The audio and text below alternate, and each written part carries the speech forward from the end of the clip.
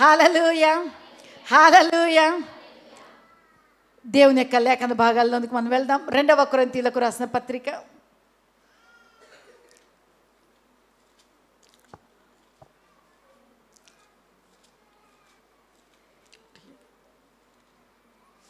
10వ అధ్యాయము 18వ వాక్యాన్ని చదువుకుందాం. ప్రభువు మెచ్చుకొనువాడే యోగ్యుడు. హల్లెలూయా. దేవుని వాక్యం ఏమని సెలవిస్తుంది? అందరము చెప్దామా? ప్రభువు మెచ్చుకొనువాడే యోగ్యుడు. ప్రభువు మెచ్చుకొనువాడే యోగ్యుడు. హల్లెలూయా. ఎవరు మెచ్చుకోవాలి?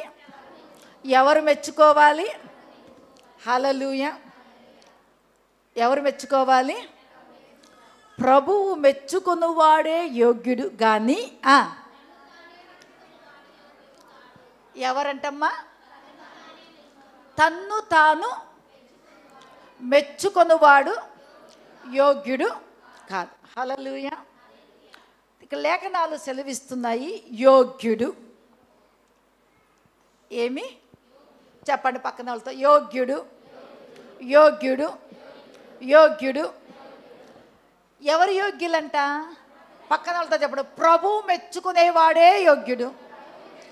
ప్రభు మెచ్చుకునే ఆమె యోగ్యురాలు. హల్లెలూయా, హల్లెలూయా. అనేక సార్లు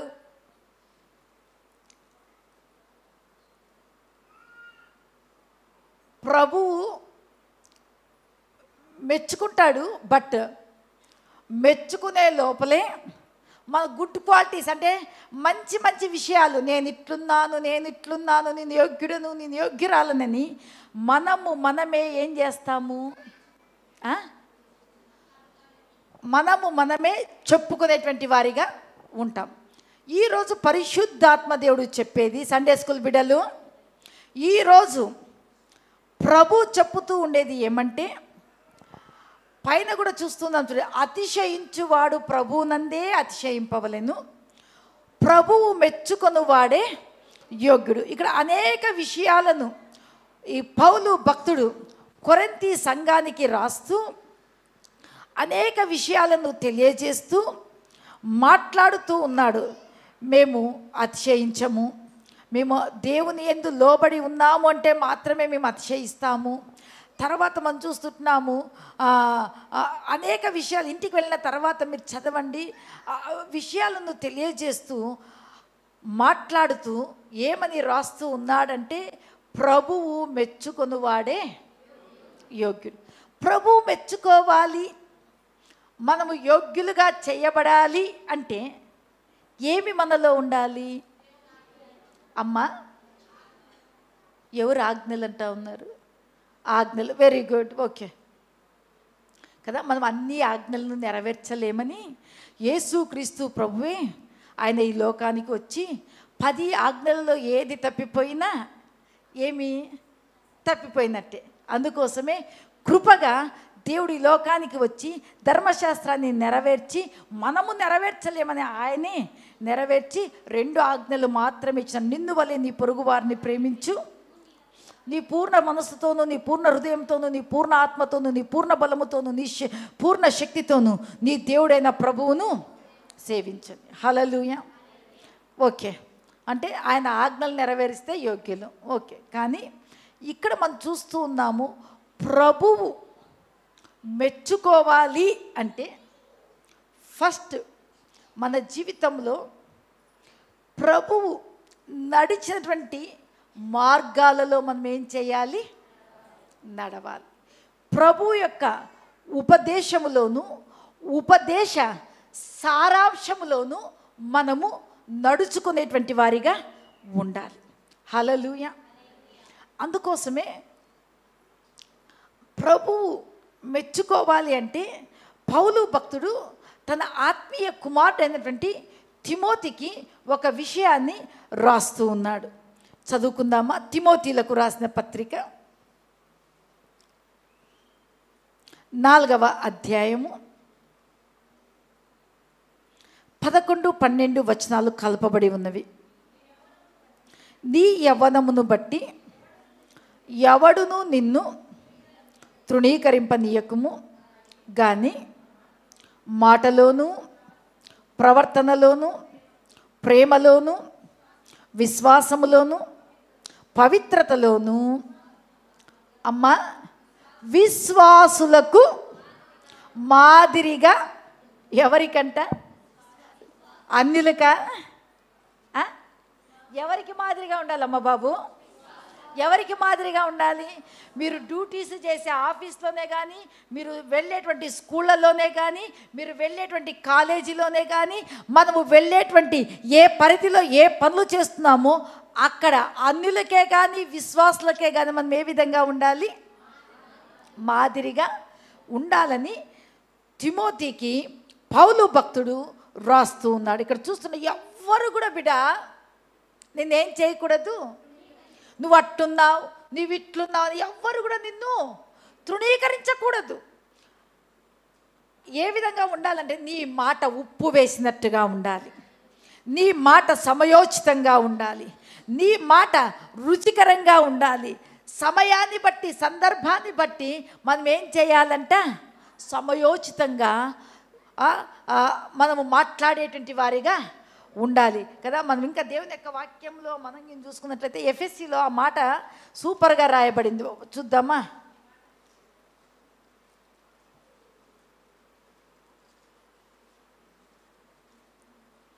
అమ్మ 4:29 వినువారికి మేలు కలుగునట్లు అవసరమును బట్టి క్షేమాభివృద్ధికరమైన అనుకూల వచనమే పలుకుడి గాని దుర్భాష ఏదైనను మీ నోట దేవుని పరిశుద్ధాత్మను దుఃఖపరచకుడి, విమోచన దినము వరకు ఆయన యందు మీరు ముద్రించబడి ఉన్నారు అని చెబుతూ కింద విసర్జించండి అని చెప్తూ ఉన్నాడు. తర్వాత వాక్యములో క్రీస్తు మిమ్మల్ని క్షమించిన ప్రకారంగా మీరు ఒకరిని ఒకరు క్షమించండి. ఇక్కడ చూస్తున్న మాటలోను, ప్రవర్తనలోను, ప్రేమలోను, విశ్వాసములోను మీరు ఏమై ఉండాలి? మాదిరికరమైనటువంటి జీవితమే మహిమకరమైన జీవితం. మహిమకరమైనటువంటి జీవితమే అది యోగ్యమైనటువంటి జీవితం. అందుకోసమే పరిశుద్ధాత్మ దేవుడు చెప్తూ ఉన్నాడు, విను వారికి ఏం కలగాలంట? మేలు కలుగునట్లు ఏ వచనం పలకాలి? క్షేమాభివృద్ధిని కలగజేసేటువంటి అనుకూలమైన వచనాన్ని మాట్లాడాలి. కానీ ఇక్కడ చూస్తాం, మీ నోట ఏ దుర్భాషైనను మీ నోట రానియొద్దండి. తర్వాత దేవుని యొక్క మీరు దుర్భాష మాట్లాడుతూ ఉన్నారు అంటే పవిత్ర ఎవరిని మనం దుఃఖపరిచినట్లు నిద్రపోకూడదు ఎవ్వరూ కూడా. ఇది పరిశుద్ధాత్మ దేవుడు మాట్లాడుతున్నటువంటి, సంచరిస్తూ ఉన్నటువంటి, ఉపదేశిస్తూ ఉన్నటువంటి సమయం ఇది. అమ్మా, ఎవరిని దుఃఖపరిచినట్లు? పరిశుద్ధాత్మ దేవునిని దుఃఖపరిచినట్లు. కాబట్టి మన నోరు ఏమి చేయబడాలి? యోగ్యమైనదిగా, శుద్ధీకరించబడినదిగా, పవిత్రమైనదిగా చేయబడాలి. కదా యాకోబు పత్రికలు మనం చూస్తే ఒక్క బావిలో నుండి ఉప్పు నీరును మంచి నీరును ఊరుతాయా? ఏదో ఒక్కటి. కానీ ఈరోజు పరిశుద్ధాత్మ దేవుడు మనతో మాట్లాడేది, మనము యోగ్యులు, ప్రభువు చేత మెప్పు, మహిమ, ఘనత పొందాలని పరిశుద్ధాత్మ దేవుడు మన ఎడల ఇష్టపడుతూ ఉన్నాడు. హల్లెలూయా కదా. ఎవరైనా మన పిల్లల్ని, మన సంఘ బిడ్డలను ఏమైనా అంటే మీకంటే ముందు ఎవరికి ఎక్కువ బాధ అవుతుంది? సంఘ కాపరులమైనటువంటి మాకు పిల్లలను అనేటప్పుడు కన్న తల్లిదండ్రులైనటువంటి మనకు బాధ కలుగుతుంది. కానీ మనల్ని గూర్చి వేరే వారు మాట్లాడినప్పుడు పరిశుద్ధాత్మ దేవుడు ఏం చేస్తాడు? దుఃఖపడతాడు, చాటుగా వెళ్ళి ఏడ్చేటువంటి వాడుగా ఉంటాడు. ఎందుకు నా బిడ్డలు నాకు మహిమ తీసుకొని రావాల్సిన నా పిల్లలు ఎందుకు నాకు మచ్చ తీసుకొని వస్తూ ఉన్నారు అని ఆయన ఏడుస్తూ కీర్తనకారుడు రాస్తున్నాడు కదా. దినమెల్లా ఆయన చేతులు మన వైపు చాపబడి పిలుస్తూనే ఉన్నాడు. బిడ్డా రా నా దగ్గరికి, మార్చుకో నీ జీవితాన్ని. హల్లెలూయా, హల్లెలూయా. ఇక్కడ చూస్తున్నాము, మన నోటి మాటతోనైనను మనం ఏమి చేయకూడదు? పాపము చేయకూడదు. పాపము చెయ్యకూడదు అంటే మనము ప్రతిరోజు కూడా దేవుని లేఖన భాగాలను చదవాలి, ప్రార్థన చేయాలి. ఆయన యొక్క సంఘ సహవాసంలోను కదా, అపోస్తలుల బోధ ఎందును, సహవాసమందును, రొట్టె విరుచుటయందును, ప్రార్థన చేయటం ఎందును మనం ఎప్పుడైతే ఎడతెగకుండా మనం ఉంటామో వాక్య క్రమాన్ని మనం ఈ లోకంలో ఏ విధంగా మెలగాలని పరిశుద్ధాత్మ దేవుడు మనకు తెలియజేస్తాడు. మాటలో మనకేం కావాలంటే యోగ్యత. హల్లెలూయా. నన్న యోగ్యుడవు గొర్రె పిల్ల నీవు యోగ్యుడవు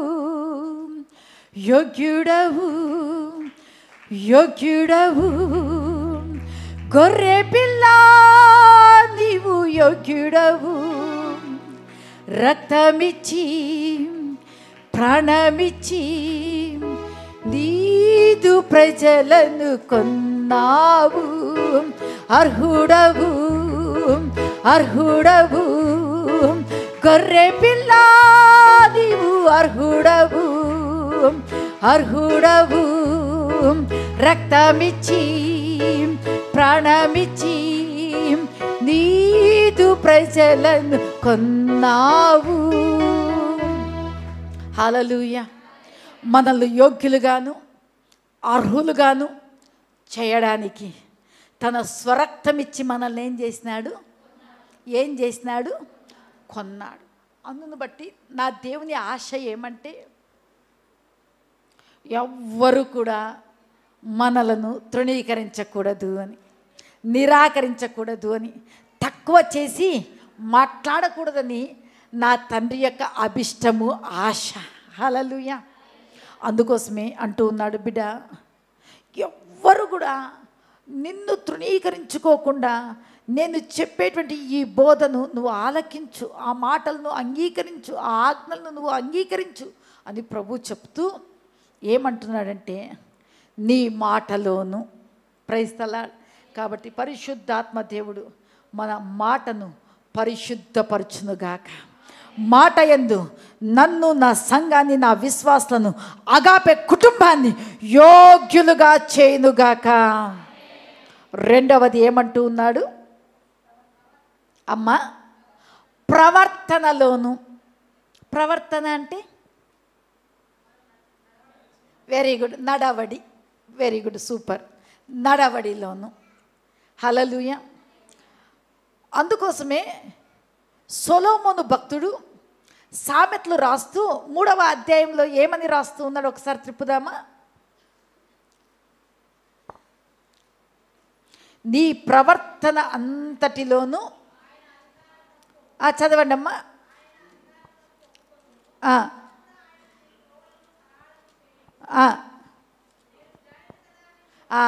చాలమ్మా. ఇక్కడ చూస్తున్నాం 5వ వచనము.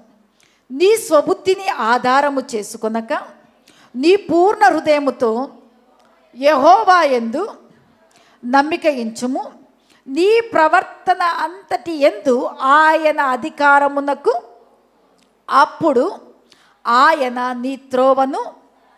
హల్లెలూయా కదా.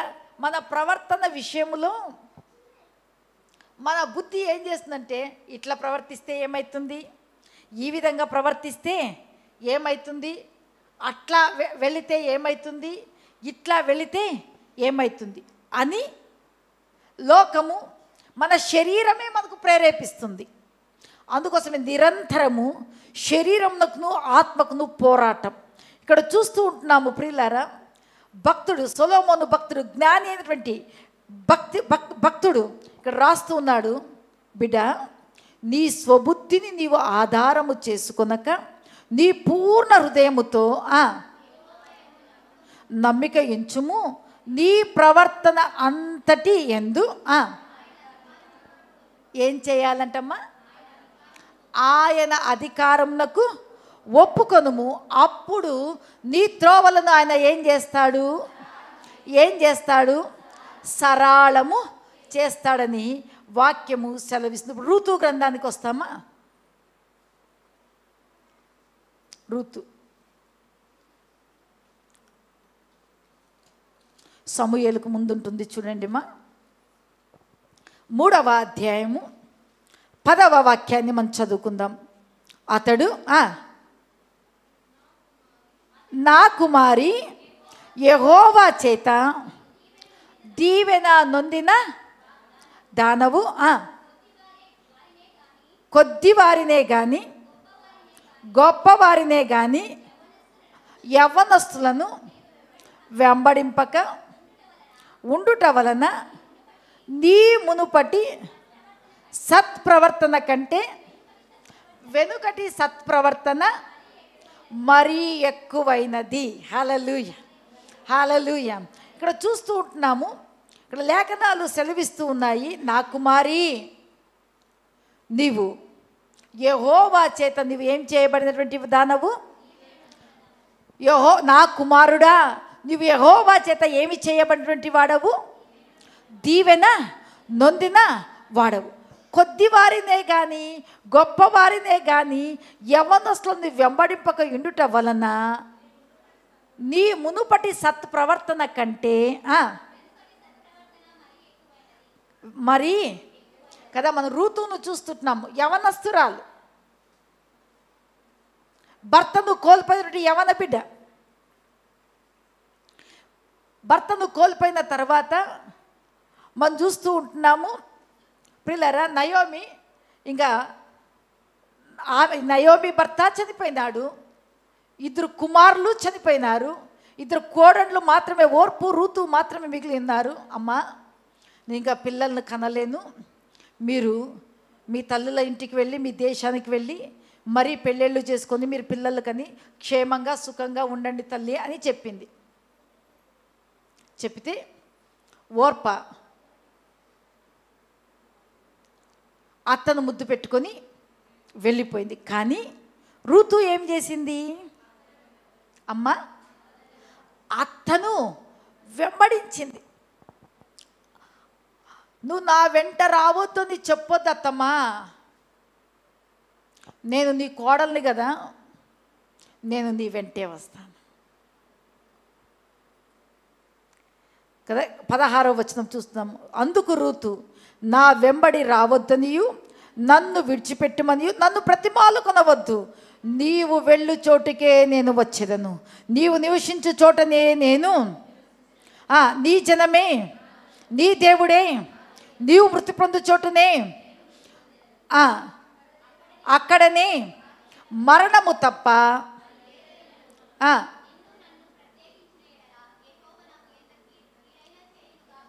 అనెను. ఈమె ఏమైనా దేవుని బిడ్డనా? ఈమె ఎవరు? అన్యురాలు, మోయాబు స్త్రీ.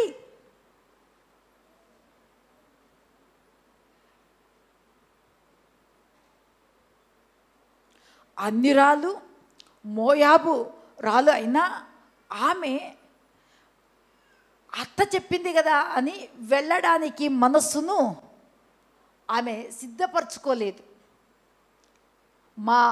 ఆ రోజు నేను ఈ ఇంటికి కోడలుగా వచ్చినాను, మా అత్తకు భర్త చనిపోయినాడు, 2 కదా మనం చూస్తున్నాము, ఎలీమెలకు 2 కొడుకులు, మహలోను కిల్లోను 2 చనిపోయినారు.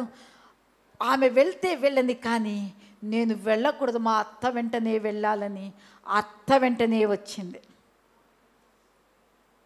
అంత మాత్రమే కాదు, అది యవల కోత ఆరంభములో వారు తిరిగి బెత్లెహేముకు రావడం జరిగింది. వచ్చిన తర్వాత తన అత్త ఎవరి పొలంలోనికి వెళ్ళమంటుందో అక్కడికే వెళ్ళింది. ఆ యవల కోత ఆరంభించిన దినము మొదలుకొని ముగించే దినం వరకు పరిగి వేరుకుంటూ ఆ పొలములోనే ఆమె అక్కడనే ఉంది. ఆ పొలము యజమాని కూడా, బాగా వినండి, ఆమెను చూస్తూ ఉన్నాడు. ఆమె ప్రవర్తనను గమనిస్తూ ఉన్నాడు. తుంటరోళ్ళు ఉంటారు కదా, అక్కడ ఉన్నటువంటి పనికి వచ్చినటువంటి వారు, పని చేసేటువంటి వారు ఆమెను ఎక్కడ తాకుతారో ముట్టుతారో చులకనగా మాట్లాడి మరి ఏం చేస్తారో అనేసి తన పని వారికి కూడా చెప్తూ ఉన్నాడు, మీరు ఆమెను ముట్టకూడదు అని. Praise the Lord. చెప్పి ఆమె దగ్గరకు వెళ్ళి, కుమారి, నేను నీ సంగతి అంతా విన్నానమ్మా. ఈ యవల కోత ముగించే పడే వరకు కూడా నీవు ఇక్కడనే నా పొలములోనే నిలకడగా ఉండు. హల్లెలూయా కదా. మనం చూస్తున్నాం 2వ అధ్యాయం 21లో చూస్తే, మోయాబీయురాలైన రూతు అంతేకాదు, అతడు నన్ను చూచి తనకు కలిగిన పంట కోత అంతయు ముగించు వరకు తన పనికత్తల యొద్ద నిలకడగా ఉండమని చెప్పమనెను. అప్పుడు నయోమి తన కోడలైన రూతుతో, నా కుమారి, అతని పనికత్తెలతో కూడనే బయలుదేరుచు వేరొక నీ చేనిలోనికి నీవు కనబడకపోవుట మంచిది. కాబట్టి యవల కోతయు గోధుమల కోతయు ముగి వరకు ఆమె ఏరుకొనుచు బోయోజు పనికత్తల యొద్ద నిలకడగా ఉండి తన అత్త ఇంట నివసించెను. హల్లెలూయా. ఈ మాటలన్నీ విని చూస్తున్నాం. తర్వాత బోయోజు చెప్తూ ఉన్నాడు ఈమె గురించి, అమ్మా, నువ్వెవ్వరిని కూడా వెంబడించలేదు. నీ మునుపటి యొక్క ప్రవర్తన కంటే నీ అత్త దగ్గర ఉన్నప్పుడు, నీ భర్త దగ్గర ఉన్నప్పుడు, మళ్ళీ ఆ మోయాబు దేశాన్ని వదిలిపెట్టి ఈ యొక్క బెత్లెహేముకు వచ్చిన తర్వాత నుంచి నీ గురించి వింటున్నా అప్పటి ప్రవర్తన కంటే ఇప్పుడు భర్త లేకపోయినా నీ ప్రవర్తన సూపర్, యోగ్యురాలుగా ఎంచబడింది. ప్రవర్తనలో ఏమి చేయబడింది? ఏమి చేయబడిందమ్మా? మాటలో ఏముండాలి మనకు? చెప్పండి. మాటలో మనకేముండాలి? యోగ్యులుగా, ప్రభు చేత మెచ్చుకోవాలి. ప్రైజ్ ది లార్డ్ కదా. ఇక్కడ రెండోదిగా రూతును చూస్తూ ఉంటున్నాము. మునుపటి ప్రవర్తన కంటే ఇప్పటి ప్రవర్తన మరి ఎక్కువైంది అని చెబుతూ 11వ వచనం ఏమని రాయబడింది చదవండి. కాబట్టి నా కుమారి,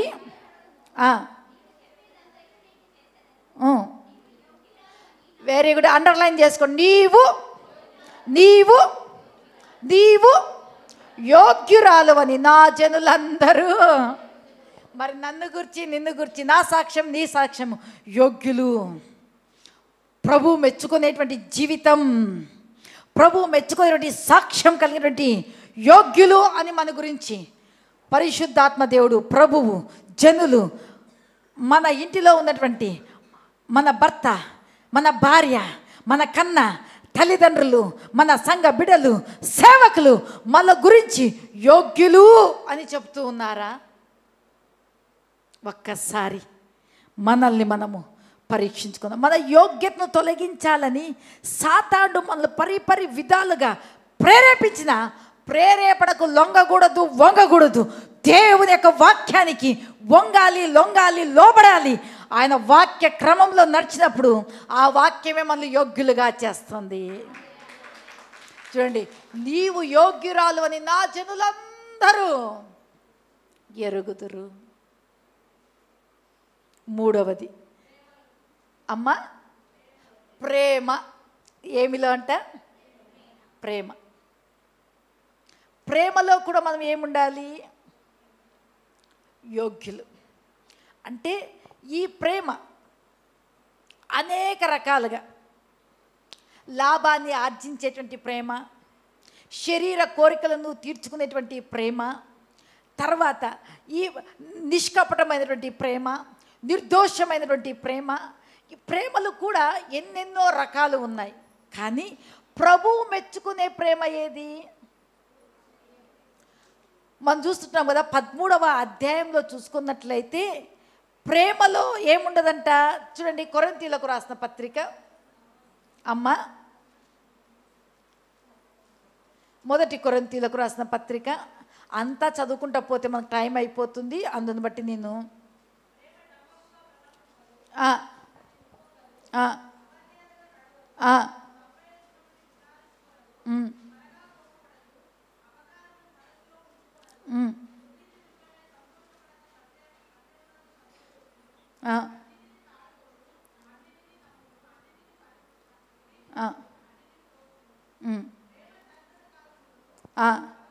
అమ్మ, ఇక్కడ చూస్తూ ఉంటున్నాము 2వ వచనంలో మనకి ప్రేమ లేని వాడనైతే నేను వ్యర్థుడను, బీదల పోషణకు నా ఆస్తి అంతయు ఇచ్చినను, కాల్చబట్టకు నా శరీరము అప్పగించినను, ప్రేమ లేని వాడనైతే నేను నాకు ప్రయోజనం ఏమీ లేదు. ఇదింత మనం చూస్తూ ఉన్నాము.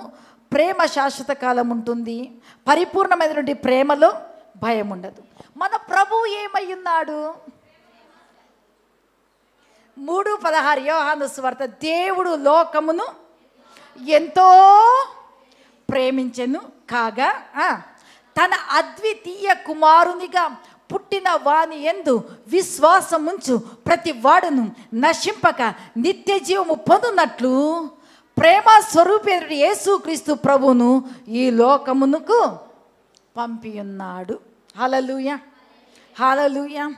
అంటే ప్రేమ, యేసు ప్రభు యొక్క ప్రేమను మనం చూచినప్పుడు ఆయన జీవించిన జీవితంలోనే కానీ, ఆయన బ్రతికిన దినాలలోనే కానీ ఎక్కడైనా ప్రేమ లేకుండా బ్రతికినాడా?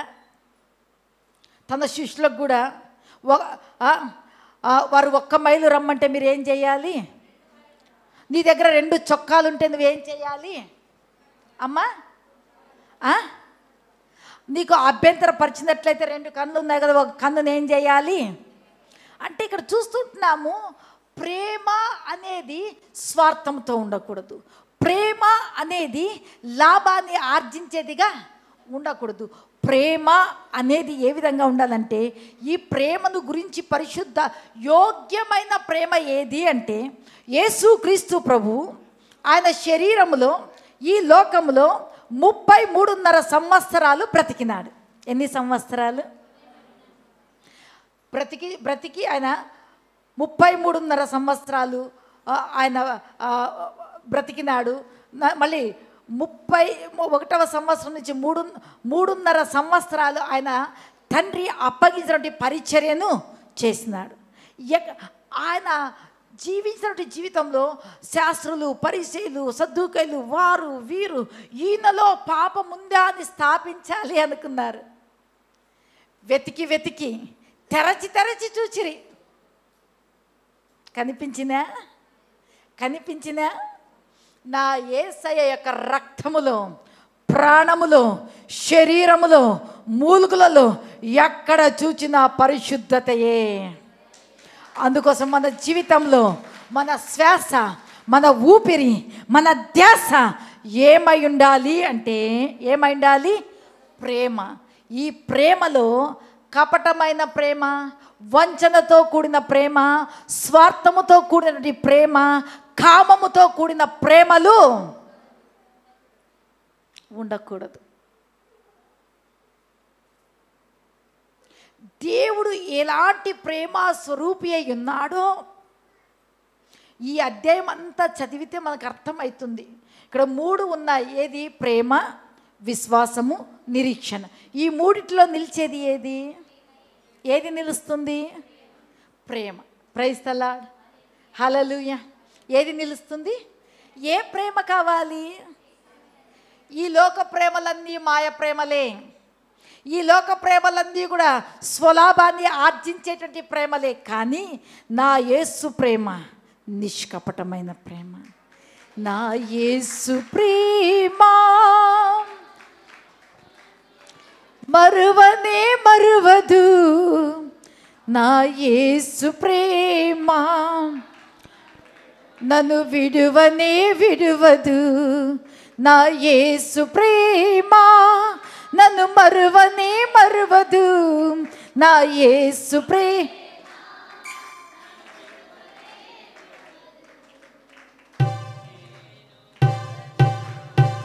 నన్ను మరువదు, నేను విడచిన నన్ను విడువదు, నేను మరచిన నేను విడచిన నన్ను విడువదు. నా యేసు ప్రేమ నన్ను మరువనే మరువదు. ఆ కల్వరి ప్రేమ నన్ను విడువనే విడువదు. నా యేసు ప్రేమ నన్ను విడువనే విడువదు. ఆ కల్వరి ప్రేమ నన్ను మరువనే మరువదు. ఏ ప్రేమ? యేసయ్య ప్రేమ. ఏ ప్రేమ? ఏ ప్రేమ? ఏ ప్రేమ? ఆ ప్రేమ కల్వరి ప్రేమ. తల్లిదండ్రులు విడిచిన, బంధుజనులు విడిచిన ఏం చేస్తాము? ప్రేమలు మారిపోతాయి. కానీ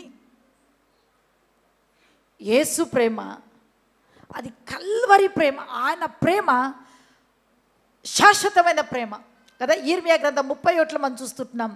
శాశ్వతమైన ప్రేమతో నేను నిన్ను ప్రేమించుచున్నాను గనుక విడువక నీ ఎడల, విడువక నీ ఎడల. మళ్ళీ ఈరోజు మనకు ఎవరి ప్రేమ కావాలి? ఏ ప్రేమ కావాలి? యేసయ్య ప్రేమ కావాలి. కల్వరి ప్రేమ మనకు కావాలి. నిష్కపటమైనటువంటి ప్రేమ కావాలి. పరిశుద్ధమైనటువంటి ప్రేమ కావాలి. హల్లెలూయా, హల్లెలూయా. స్వార్థముతో కూడిన ప్రేమలు వద్దు. స్వలాభాన్ని ఆర్జించి ప్రేమించే ప్రేమ మనకు వద్దు. అందుకోసమే దేవుని యొక్క వాక్యము సెలవిస్తుంది. ప్రేమించే స్నేహితుడు ఏం చేస్తాడు? అమ్మా, ప్రేమించే స్నేహితుడు గాయం రేపుతాడు. హల్లెలూయా. ఏం చేస్తాడు? ప్రేమించే స్నేహితుడే గద్దిస్తాడు కదా. ఎందుకు సేవకులు ఉపదేశము ద్వారా వ్యక్తిగతంగా మనల్ని సరిచేస్తూ గద్దిస్తుంటారంటే వారికి మన ఎడల ఉన్నటువంటి ప్రేమ. Praise the Lord. హల్లెలూయా. కాబట్టి ఇక్కడ చూస్తూ ఉంటున్నాము, ప్రేమ విషయంలో కూడా ఆయన ఏ ప్రేమై ఉన్నాడో మనము కూడా అట్టి ప్రేమ కలిగినటువంటి వారిగా ఉన్నట్లయితే ప్రభువు మనలను మెచ్చుకునేటువంటి వాడిగా ఉంటాడు.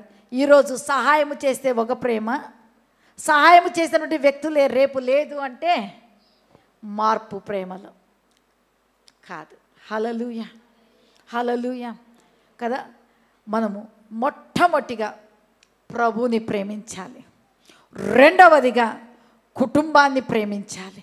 మూడవదిగా సేవా పరిచర్యను మనము ప్రేమించాలి. హల్లెలూయా. కొంతమంది అంటారు, హే నా భార్య కంటే, నా భర్త కంటే, నా కుటుంబం కంటే దేవుడే ఎక్కువ, సంఘమే ఎక్కువ, సేవే ఎక్కువ. లోపముంది. ఎక్కడో ప్రేమలో పాపముంది, ఎక్కడో ప్రేమలో వంచన ఉంది అని గుర్తించాలి. హల్లెలూయా, హల్లెలూయా. అందుకే పరిశుద్ధ దేవుడు క్రమమైనటువంటి వాడు. ఎందుకంటే వివాహం అనేటువంటి దానిని కూడా ఏర్పాటు చేసింది ఎవరు? ఆదాంను ఒకటే చేసి ఆయన రాళ్లతో కూడా పిల్లలు పుట్టించే శక్తి ఉంది. ఆయన ఏమైనా చేయగలడు. కానీ వివాహ వ్యవస్థను ఏర్పాటు చేసినాడు ఏదెను తోటలో. Praise the Lord. Hallelujah, hallelujah. ప్రియులారా, అంటే దేవుడు భార్య భర్తల విషయంలో కూడా ఎంతో సంతోషంగా వారు ఉండడాన్ని ఆయన చూసి మన ఎడల ఆయన సంతోషించేవాడు. హల్లెలూయా, హల్లెలూయా. అందుకోసమే మనము మొట్టమొదటిగా ప్రేమ యోగ్యమైనదిగా ఉండాలంటే ప్రతి పరిస్థితిలో ఎవరిని ప్రేమించాలి? ఎవరిని ప్రేమించాలి కదా. కొన్ని విషయాలలో ప్రభు యొక్క లోకముతో రాజీ పడమంటే మనం పడతామా? షడ్రక్ మేషక్ అబేద్నెగోలు ప్రతిమకు నిలబెట్టిన ప్రతిమకు నెబుకద్నెజరు నిలబెట్టిన ప్రతిమ మొక్కమంటే మొక్కి రాజీ పడినారా? రాజు అంటే గౌరవమే, ప్రేమమే. ఎందుకంటే మనం అందరూ అధికారులకు లోబడి ఉండాలి. మన పైన ఉన్నటువంటి అధికారులను మనము గౌరవించాలి, లోబడాలని దేవుని యొక్క లేఖన భాగాలే సెలవిస్తూ ఉన్నాయి. కానీ ప్రభు విషయానికి వచ్చేపాటికి ప్రభు వాక్యం చెప్తుంది కదా, అధికారులకు లోబడి ఉండమని. ఆయన నిలబెట్టిండాడు కాబట్టి నేను మొక్కాలప్ప అన్నాడా? లేదు. అందుకే మొట్టమొదటిగా యోగ్యుడు ఎవరు అంటే ప్రభువును ప్రేమించేవాడే యోగ్యుడు, కుటుంబాన్ని ప్రేమించేవాడే యోగ్యుడు, సంఘాన్ని, సంఘ క్రమాన్ని, వాక్యాన్ని ప్రేమించేవాడే యోగ్యుడు. అందుకోసమే ప్రభు మనల్ని ఏ ప్రేమతో ప్రేమించినాడో మనం కూడా ఏం చేయాలి? అదే ప్రేమతోనే, ఆ నిర్దోషమైనటువంటి ప్రేమతోనే మనం ఏం చేయాలంటే ప్రేమించేటువంటి వారిగా ఉండాలి. చెప్పండి, యోగ్యులు ఎవరంట? మాటలో యోగ్యులుగా ఉండాలి, ప్రవర్తనలో, మూడవది ప్రేమలో, ఇంకా దేంట్లో? విశ్వాసములో. Praise the Lord. ఏం కావాలి? యోగ్యులుగా ఉండాలి.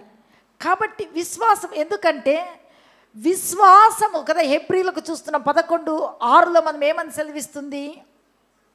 విశ్వాసము లేకుండా దేవునికి ఇష్టులై ఉండుట, ఆయన యొద్దకు వచ్చువాడు ఆయన ఉన్నాడనియు తన్ను వెతుకు వారికి అనియు నమ్మవలెను కదా. అంటే ఆయన యొద్దకు, ఆయన సన్నిధికి వచ్చేటువంటి మనము విశ్వాసముతో మనము రావాలి, నమ్మకముతో రావాలి. ఈ విశ్వాసము ఎలాంటి విశ్వాసము అంటే కొండలను పెకలింపగలటువంటి పరిపూర్ణమైనటువంటి విశ్వాసం. నాకు విశ్వాసము లేదు అంటే నేను సిగ్గుపడని అవసరము లేదు. యేసు ప్రభు యొక్క శిష్యులు కూడా, దేవా నాకు విశ్వాసాన్ని దయచేయ అని అడిగినారు. ఒక తండ్రి తన కుమారుని పిలుచుకొని వచ్చినాడు. పిలుచుకొని వచ్చి ప్రభు చెప్తూ ఉన్నాడు, నమ్ముట నీ వలనైతే నమ్మువానికి సమస్తము సాధ్యమే అన్నప్పుడు ఆ తండ్రి అంటూ ఉన్నాడు, ప్రభువా నాలో అపనమ్మకము లేకోకుండా సహాయము చెయ్యయ్యా అంటూ ఉన్నాడు. Praise the Lord. అంటే ప్రభు మెచ్చుకునే యోగ్యులుగా మనం ఉండాలి అంటే మాటలో యోగ్యులుగా ఉండాలి, ప్రవర్తనలో యోగ్యులుగా ఉండాలి, ప్రేమలో అంటే పరిశుద్ధమైనటువంటి, నిర్దోషమైనటువంటి, నిష్కళంకమైనటువంటి ప్రేమను కలిగి మనం ఈ లోకంలో జీవించాలి. మనలో వేరే ప్రేమలు వస్తూ ఉన్నాయి అంటే అది అపవాది నుంచి, అది లోకం నుంచి, శరీరం నుండి వచ్చే ప్రేమని గుర్తించి ఇది నా యేసుకు తగదు, నేను పరిశుద్ధులను, పరిశుద్ధమైనటువంటి సహోదరి ప్రేమ కలిగి కదగా. అందుకోసమే పౌలు భక్తుడు పత్రికల్లో రాస్తూ మీరు ఒకరికి ఒకరు ఎలాంటి వందనాలు చెప్పుకోమంటాడమ్మా? ప్రేమతో వందనాలు, పరిశుద్ధమైన వందనాలు. Praise the Lord. హల్లెలూయా. వందన కదా. కొంతమందిని హత్తుకుంటారు, హగ్గు చేసుకుంటారు. అప్పుడు కూడా ఏ విధంగా హత్తుకోమంటున్నాడు అంటే, నేను ఒక వ్యక్తిని చూచినప్పుడు ఆ వ్యక్తి గురించి నా హావభావాలు, నా మనస్సులో ఏమి ఉండాలంటే నా తమ్ముడు, నా అన్న, నా తండ్రి అనేటువంటి భావన ఉండాలి. పురుషులు ఒక స్త్రీని చూచినారు అంటే నా చెల్లి, నా అక్క, మా లాంటి వాళ్ళైతే అలాంటి వాళ్ళని చూసిన నా కూతురు. Praise the Lord. అంటే ఎప్పుడైతే ఈ పరిశుద్ధమైన బంధాలను పెంచుకుంటామో ఆ ప్రేమ అనేది పరిశుద్ధంగా కొనసాగుతుంది. ఏసేపు మనం చూస్తుంటున్నాం. ఏసేపు యవ్వనస్తుడే, పోతీఫర్ భార్య వచ్చి శోధిస్తూ ఉంది. ఎవ్వరూ లేరు ఆ సమయంలో. చేసిన ఆమెను హగ్గు చేసుకున్నా పట్టించుకునేవారు లేరు. కానీ నా దేవుడు పరిశుద్ధుడైన ప్రకారము నేను పరిశుద్ధుడనై ఉండాలి, పరిశుద్ధమైన ప్రేమను కలిగి ఉండాలి. దేవుడు నాకు ఇంటి మీద అంతటి మీద అధికారం ఇచ్చినాడు, కానీ నాకు ఆ స్త్రీ మీద అధికారము ఇవ్వలేదని అంగీని ఇదిలించుకొని బయటికి వచ్చి ఆయన ఎక్కడికి వెళ్ళిపోయినాడు?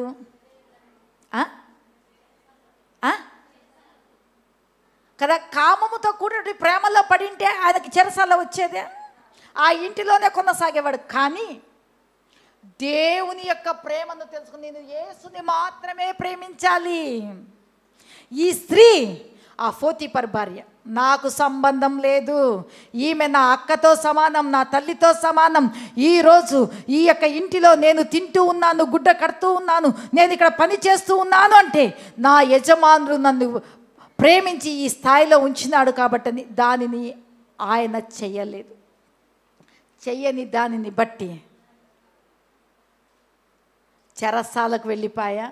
చెరసాలనే దేవుని మందిరముగా చేసుకొని ఆరాధించా. చెరసాలలో నుంచి రాజు పిలిపించి రాజు అయ్యేటువంటి యోగ్యతను దేవుడు ఇచ్చినాడు. హల్లెలూయా.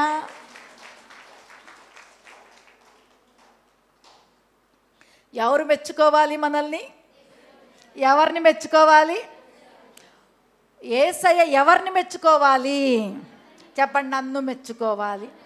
నేను ప్రభు చేత మెప్పు, మహిమ, ఘనత నేను ప్రభు చేత పొందుకోవాలి. హల్లెలూయా.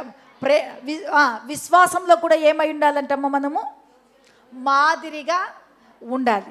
మనం చూస్తూ ఉంటున్నాము చూడండి, లూకాసు వార్త 7వ అధ్యాయంలో చూస్తే అక్కడ శతాధిపతి ఉన్నాడు. శతాధిపతి యొక్క దాసుడు రోగి అయినాడు. యేసు ప్రభు అక్కడికి వచ్చినాడు అనేటువంటి విషయాన్ని తెలిసినప్పుడు తన దగ్గర ఉన్నటువంటి వారిని, యోగ్యమైనటువంటి వారిని పంపిస్తూ ఉన్నాడు. Praise the Lord. పంపించి పిలుచుకోరమ్మంటూ ఉన్నాడు. పోయిన తర్వాత పిలుచుకొని వచ్చడానికి వెళ్తే ఈ యొక్క శతాధిపతి అంటున్నాడు, ప్రభువా నీవేం నా ఇంటికి వచ్చే అవసరం లేదు, నువ్వు మాట మాత్రమే సెలవియ్యి అన్నప్పుడు ఆయన మాట మాత్రమే సెలవిస్తాడు. ప్రభు ఆ శతాధిపతిని గురించి ఏమని రాస్తూ ఉన్నాడు? అమ్మా, ఇజ్రాయేలీలో నైనను నేను ఇంతటి విశ్వాసం కలిగినటువంటి మనుషుని కనుగొనలేదు. హల్లెలూయా. దైవ కార్యాలు మన జీవితంలో జరగాలంటే మనలో ఏముండాలి? ఏముండాలి? విశ్వాసంతో రక్తస్రావం గల స్త్రీ యేసుప్రభు గురించి వినింది, యేసుప్రభు దగ్గరకు వచ్చింది. వచ్చి లేచి నిలబడి ఆయనతో చేయి పెట్టించుకొని ప్రార్థన చేయించుకోవడానికి ఆమెకి ఓపిక లేదు, త్రాణ లేదు. ఆమెలో పాకుతూ దేకుతూ వచ్చింది. ఆయన వస్త్రపు చెంగును ముట్టింది. ఏమైపోయింది? బాగు పడింది. అంటే విశ్వాసము అనేది ఏం చేస్తుందంటే గొప్ప గొప్ప కార్యాలను చేస్తుంది. కాబట్టి ప్రభు చెప్పేది ఏమంటే విశ్వాసములోను మనం ఏమై ఉండాలంట? యోగ్యులుగా. అక్కడ చూసిన విశ్వాసులకు మాదిరిగా ఉండాలి. హల్లెలూయా. హల్లెలూయా. ప్రభువు ఆయన ప్రేమ స్వరూపి అయినాడు, ఆయన పరిశుద్ధుడై ఉన్నాడు, ఆయన మాట ఎందు కానీ క్రియ ఎందు కానీ లోపం లేని వాడిగా ఉన్నాడు. మనల్ని కూడా ఆ విధంగా ఉండాలని ఆయన ఆశపడుతూ ఉన్నాడు. అందుకోసమే ఈ యొక్క ఉదయకాల సమయంలో పరిశుద్ధాత్మ దేవుడు చెప్పేది ఏమంటే ప్రభువు మెచ్చుకొను వాడే యోగ్యుడు. హల్లెలూయా. ఈ 4 విషయాలు చూసుకుందాం. మరి ఇంకొక లేఖనాన్ని చూసుకున్నట్లయితే ఎవరు యోగ్యులు? హల్లెలూయా. ఎవరు యోగ్యులు అంటే తన్ను తాను తగ్గించుకొనువాడే యోగ్యుడు. Praise the Lord. ఎవరు యోగ్యులమ్మా? నన్ను నేను తగ్గించుకున్నట్లయితే నేను దేవుని చేత ఏమి పొందుతాను?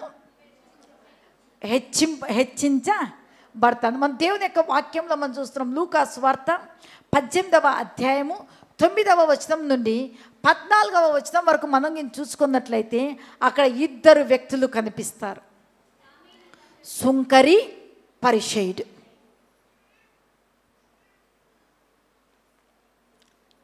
కదా. పరిసయ్యుడేమో బాగా నిలువుటంగి వేసుకున్నటువంటి వ్యక్తి. ఆ వ్యక్తి తన్ను తాను ఏ విధంగా చెప్పుకుంటూ ఉన్నాడు? ఏమని చెప్పుకుంటున్నాడమ్మా? నేను వారానికి 2 సార్లు ఉపవాసం ఉంటాను, నా యొక్క రాబడి అంతటిలో కూడా 10వ భాగాన్ని చెల్లిస్తూ ఉన్నాను. ఇంకా ఏం చెప్తా ఉన్నాడు అమ్మా?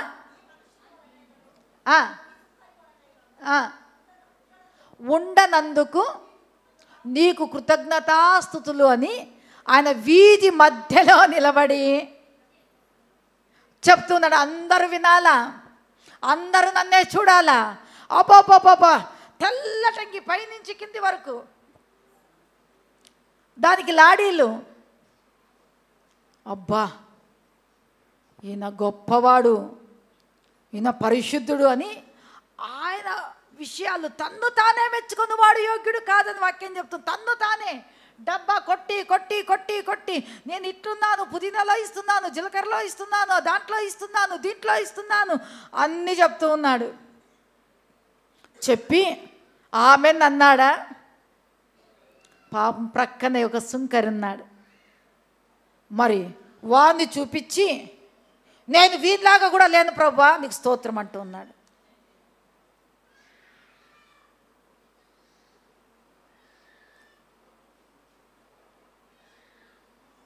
తర్వాత సుంకరి ఆకాశం వైపునకు కూడా కన్నులెత్తుటకు శక్తి చాలక రొమ్ములు కొట్టుకుంటూ ఏమని ప్రార్థన చేస్తున్నాడు? ఈ పాపి దేవా, ఈ పాపినైనా నన్ను కరుణించు అని పలికినాడు, వేడుకున్నాడు, ప్రార్థన చేస్తూ ఉన్నాడు తగ్గింపుతో. ఆకాశం వైపు కూడా కన్నులెత్తడానికి శక్తి చాలక, అయ్యా నేను జన్మతః పాపిని, కర్మ యావత్తు పాపిని, నా తల్లి నన్ను పాపంలోనే గర్భం ధరించింది, నేను పాపంలోనే పెరిగినాను ప్రభా, నీ పరిశుద్ధులైన నిన్ను చూడడానికి, నా కన్నులెత్తి నిన్ను చూడడానికి కూడా నాకు ఏ యోగ్యత లేదయ్యా, నన్ను క్షమించు అని మోకరించి మోకాళ్ళుని దేవుని సన్నిధిలో వేడుకుంటూ ఉన్నాడు. ఆ సమయంలో ప్రభు ఏమని చెప్తూ ఉన్నాడమ్మా? అతని కంటే ఇతడు ఎంచబడి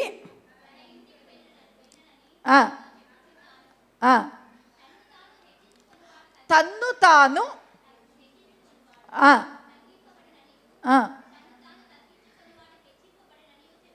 అలా ఎవరు చెప్తూ ఉన్నారు ఈ మాటలు? స్వయాన మనల్ని ప్రేమించి మన కొరకు ఈ లోకానికి వచ్చి రక్తం కార్చి ప్రాణం పెట్టి తిరిగి లేచి మన కొరకే స్థలాన్ని సిద్ధపరుస్తూ తిరిగి మన కోసం రానైన యేసు ప్రభువే చెప్తూ ఉన్నాడు. ఎవరు యోగ్యులు అంటే తన్ను తాను తగ్గించుకొని వాడే యోగ్యుడు. మన జీవితంలో మనకి ఎలాంటి మనస్సు ఉండాలి అంటే తగ్గింపు మనస్సు. అందుకోసమే యేసు ప్రభు దేవుడయ్యుండి, దేవుని కుమారుడయ్యుండి ఆయన ఒక మాట చెప్తున్నాడు, నేను పరిచర్య చేయించుకోవడానికి రాలేదు కానీ పరిచర్య చేయడానికి లోకానికి వచ్చినాను. హల్లెలూయా, హల్లెలూయా, హల్లెలూయా. చూడండి ప్రియులారా, అంటే యేసు ప్రభువే తన్ను తాను రిక్తునిగా చేయబడ్డాడు, తన్ను తాను తగ్గించుకున్నాడు. మరణము పొందునంతగా, అనగా శిలువ మరణము పొందునంతగా తన్ను తాను తగ్గించుకున్నాడు, తండ్రికి విధేయత చూపించినాడు. వాడే యోగ్యుడు. మనం అనేక సార్లు నేను అట్లా లేను, నేను ఇట్లా లేను, నేను ఆ విధంగా లేను అని మనల్ని మనమే ఏం చేసుకుంటూ ఉంటాము? గొప్ప చేసుకుంటాం ప్రియులారా. కానీ మనకు ఎంత వాక్యము తెలిసినా, ఎంత ప్రార్థన చేసేది మనకు వచ్చినా, ఏమి ఉన్నా ప్రభువు మెచ్చుకునేది మనలో వీడు యోగ్యుడు, ఈమె యోగ్యురాలు అని చెప్పే విషయాలలో ఏది అంటే ఇప్పుడు 4 చూసుకుందాం కదా, వాటితో పాటు ముఖ్యముగా విధేయత, తగ్గింపు అనేది చాలా ముఖ్యము. హల్లెలూయా. నేను అనేది నాలో ఉండకూడదు. అందుకోసమే తన్ను తాను తగ్గించుకున్నవాడు హెచ్చించబడతాడు. అంటే వినయము, విధేయత. యేసు ప్రభు, హెబ్రీలో మనం చూస్తున్నాము, యేసు క్రీస్తు ప్రభువు దేవుని కుమారుడయ్యుండి శ్రమల చేత ఆయన ప్రార్థనలు అంట కన్నీళ్లతోనూ రోదనతోనూ దేవునికి యాచనలు ప్రార్థనలు చేసి విధేయతను చూపి దేవుని చేత దేవుడి కుమారుడు అనిపించుకున్నాడు అని. హల్లెలూయా. అంటే మనలో ఏ మనస్సు కావాలి? ఏ మనస్సు కావాలి? ఏ మనస్సు కావాలి? చెప్పండి పక్కన వాళ్ళతో. తగ్గింపు, తగ్గింపు, వినయ మనస్సు, విధేయత గల మనస్సు. హల్లెలూయా. ఈ మనస్సు అంటే నా దేవునికి చాలా ఇష్టం. వినయమునకు ముందు ఏమి నడుస్తుంది అమ్మ? ఘనత. హల్లెలూయా. గర్వానికి ముందు ఏం నడుస్తుంది? నాశనం, వినాశనం. అందుకోసమే ప్రభు ద్వారా హెచ్చించబడాలి అంటే మన జీవితంలో వినయ మనస్కులై ఉండాలి.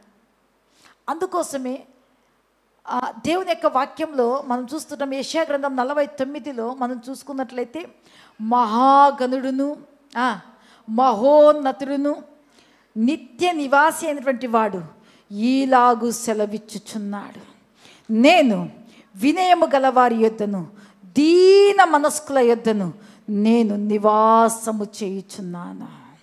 హల్లెలూయా. ఎవరి యొద్ద ఆయన నివాసం చేస్తాడు?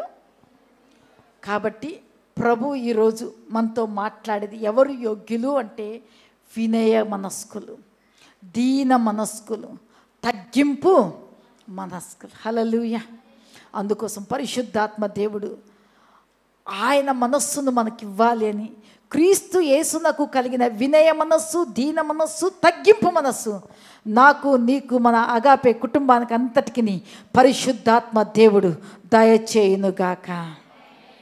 అందుకే ప్రియులారా, శిష్యులు అందరూ కూడా నేను గొప్ప, నేను గొప్ప, నేను గొప్ప అని అనుకుంటా ఉంటే యేసుక్రీస్తు ప్రభు ఏం చేసినారు తెలుసా అమ్మ?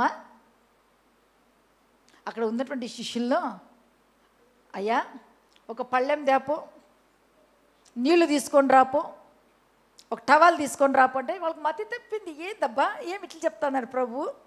ఇప్పుడు రొట్టె విరిచే సమయం కదా, ఏమిది చెప్తా అన్నాడు అని అందరిని వరుసగా కూర్చోబెట్టినాడు. కూర్చోపెట్టి యేసు ప్రభు నడుముకు టవాలు కట్టుకొని, బాబు ఈ పళ్ళెంలో నీ కాళ్ళు పెట్టు అని అడిగితే, దీవా ప్రభు కాళ్ళు కడగ, నా కాళ్ళ? వద్దు వద్దు. అప్పుడు ప్రభు అన్నాడు, నేను నీ కాళ్ళు కడగకపోతే నా రాజ్యంలో నువ్వు పాత్రుడువు కాలేవయ్యా, నువ్వు రాలేవు అంటే కాళ్ళు ఇచ్చినారు. పేతురేమో నన్ను నిలువెల్లా కడుగు ప్రభు అన్నాడు. అప్పుడు ప్రభు అన్నాడు, స్నానం చేసుకున్నటువంటి వాడు మరీ స్నానం చేయడు కదా, కాళ్ళు మాత్రమే కడుక్కుంటాడని. యేసు ప్రభు చూడు, ఆయన తగ్గింపు మనస్సు.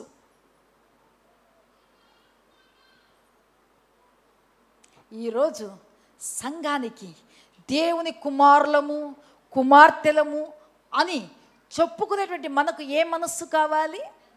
ఏ మనస్సు కావాలి?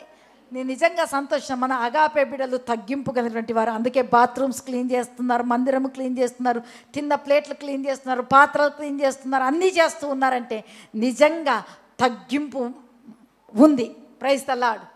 కానీ క్రీస్తు యేసునకు కలిగిన తగ్గింపు ఇంకా మనకు కావాలి. దేవుని చేత యోగ్యులు అని గుర్తించబడాలి. ప్రైజ్ ది లార్డ్ కదా. యేసు ప్రభు ఆ విధంగా అట్లా చెప్పిన తర్వాత ఒకరు నీళ్లు పోస్తే యేసు ప్రభు ఏం చేస్తున్నాడు? వేరే శిష్యులు వచ్చి కాళ్ళు కడుగుతా అన్నాడా?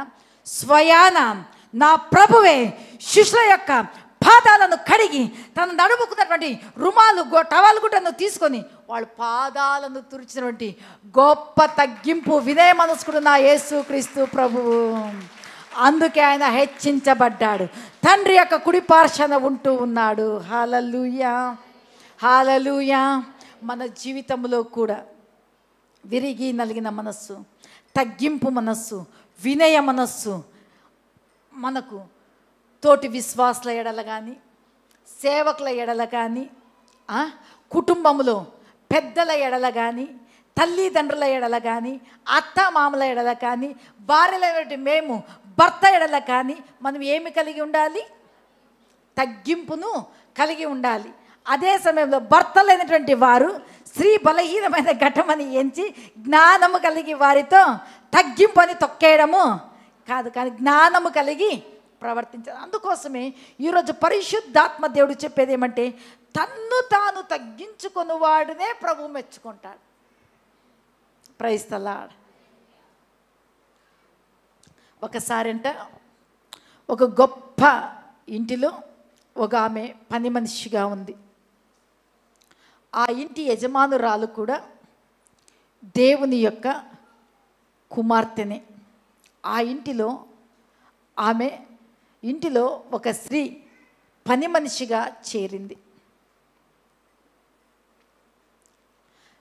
కదా. దాసి యొక్క కన్నులు ఎప్పుడు ఎవరి వైపు ఉంటాయి? యజమానురాలు వైపు ఉంటాయి. ఆమె ఏది చెప్పినా కూడా కాదు అనుకోకుండా, లేదు అనుకోకుండా, వినయ మనస్కురాలై తగ్గింపుతో నేను ఇంటిలో పనికి చేరినాను, ఆమె నాకు కూడబెడుతుంది, గుడ్డ ఇస్తుంది, నన్ను బాగా చూసుకుంటుంది అని ఆమె నమ్మకముగా పనిచేస్తూ ఉంది.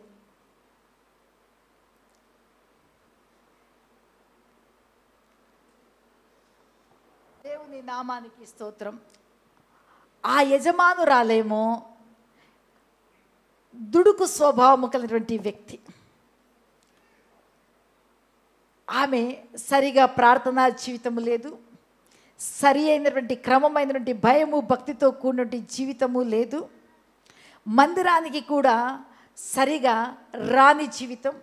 అయితే ఈ పని ఆవిడ దేవుని సన్నిధికి వెళ్ళే విషయంలోనేమి, ఆ యజమానురాలు ఇచ్చేటువంటి జీతములో దేవుని భాగము దేవునికి తెచ్చి మందిరం యొక్క నిధిలోనికి వేసే విషయంలో అయితేనేమి, ఆ యజమానురాలు ఎంత కఠినంగా, ఎంత గాయపరిచినట్టుగా మాట్లాడుతూ ఉన్నా కూడా అంతే తగ్గింపుతో ఆ ఇంటిలో మెలుగుతూ వచ్చింది.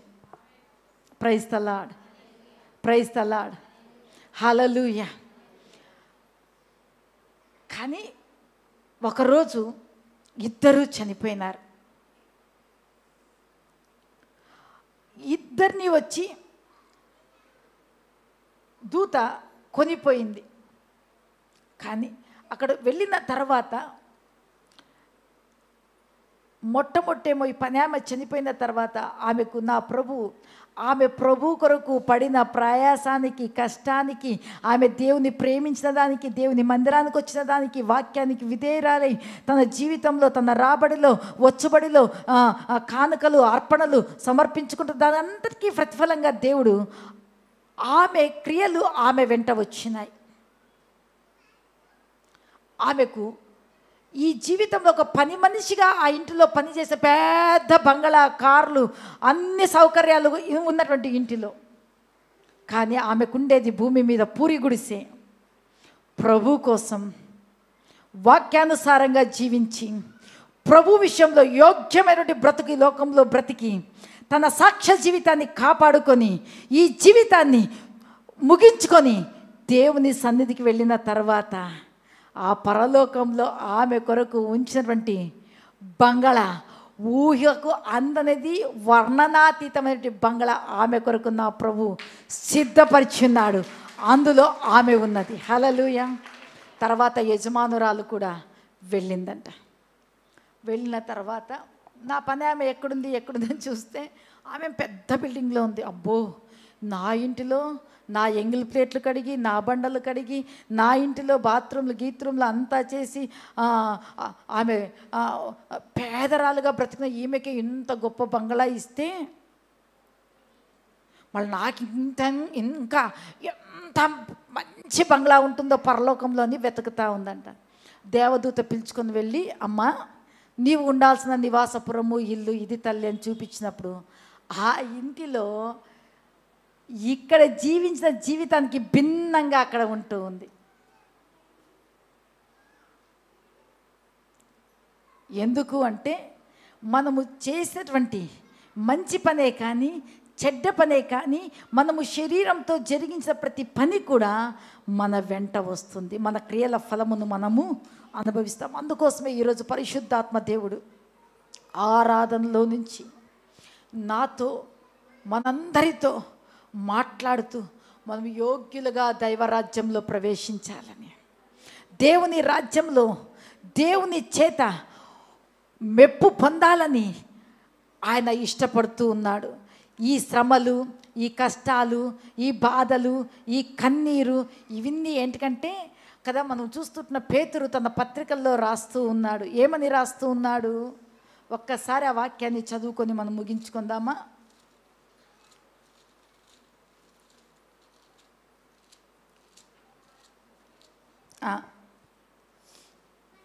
ఒకటవ పేతురు 1:7. నశించు సువర్ణము అగ్ని వలన దానికంటే అమూల్యమైన మీ విశ్వాసము ఈ శోధనల చేత పరీక్షకు నిలిచినదై మెప్పును మహిమయు ఘనతయు కలుగుటకు కారణము అగును. హల్లెలూయా. ఆయన ప్రత్యక్షమైనప్పుడు, మేఘముల మీద మనం కొనిపోబడినప్పుడు, మరి తిరిగి భూమి మీద పరిపాలన చేయడానికి ఆయనతో కూడా వచ్చినప్పుడు మనకి ఏం కలుగుతాయంటమ్మా? మెప్పు, మహిమ, ఘనత కలగడానికి వీటన్నిటిలో మనము సరిచేయబడుతూ శ్రమల్లో, బాధల్లో, కన్నీటిలో, కష్టాల్లో ప్రభు కొరకు, ప్రభు యొక్క మహిమ కొరకు జీవించిన జీవితానికి తగిన మెప్పు, మహిమ, ఘనత కలిగినప్పుడు ఆయన పిలిచి, ఒక్కొక్కరిని పిలిచి మహిమ కిరీటం, వాడబారని కిరీటం, అక్షయ కిరీటం, నీతి కిరీటం అవన్నీ ఇస్తూ ఉంటే ఇన్ని కిరీటాలు నేను ఎప్పుడు పొందుకోవడానికి యోగ్యురాలనా అని మనకు అనిపిస్తుంది. హల్లెలూయా, హల్లెలూయా. ఈరోజు పరిశుద్ధాత్మ దేవుడు మాట్లాడుతూ ఉండేది, మనం ఎవరి చేత మెప్పు పొందాలి కదా. ఎవరినైనా నేను పొగిడినాను అనుకో, పక్కన ఉండేటువంటి వాళ్ళకి ఏమొస్తుంది కదా. కొన్నిసార్లు మేము మందిరం యొక్క పని చేసేటప్పుడు వాళ్ళు వచ్చి చేసిరి, వీళ్ళు వచ్చి చేసిరని వచ్చి చేసినటువంటి పేర్లు కొన్నిసార్లు మర్చిపోయినప్పుడు చర్చికి రాకోకుండా అలిగేది. దానికే పాస్టర్ గారు ఈ మధ్య పరిచర్యలో పాలు పొందిన ప్రతి ఒక్కరికి నా వందనాలు అని చెప్తాడు. ఎందుకంటే ఇలాంటి సమస్యలు.